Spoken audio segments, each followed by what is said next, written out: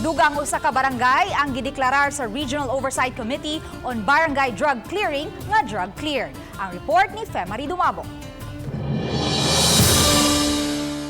Gideklarar ang Barangay Lawan Uno nga mao'y ikawalong drug cleared barangay sa Dakbayan sa Talisay. Mato ni Talisay City Mayor Samsam Gulyas nga ang dugang drug cleared barangay maghatag og dungog sa Dakbayan. Kay namo nga ang pagtinabangay sa kabarangayan, Dakbayan, kapulisan ug ubang sektor o ahensya sa kagamhanan. Apan iyang giangkon nga dakong hagit usab nga mapabilin kini.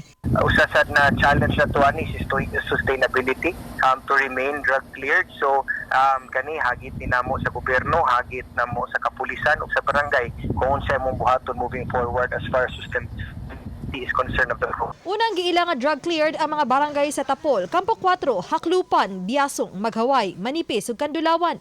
Atol sa Bidaran, Ugma, dawaton sa Dakbayan ang Certificate of Declaration gikan kang DILG Secretary Benjamin Abalos ug uban pang award. Makadawat sa highly functional ang amo ang kadak.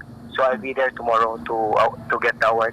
Samtang dugang 14 usab ka mga drug surrendery sa Barangay Tapol ang mitapos sa 6 ka buwan nga community-based treatment ganihang buntag. Mato di Police Lieutenant Colonel Randy Caballes, hepe sa Talisay City Police, nga ang gilusad nga uplan limpyo Talisay og mga anti-drug operation ang lakip sa nakatabang aron madeklarar ang usa ka barangay nga drug cleared. Sukad niadtong weekend hangtod niadtong Martes, mukabat sa 600,000 pesos ang balor sa illegal nga drugas nga nasakmit gikan sa tulo ka mga anti-drug operation. Tulo usab ang nasikop.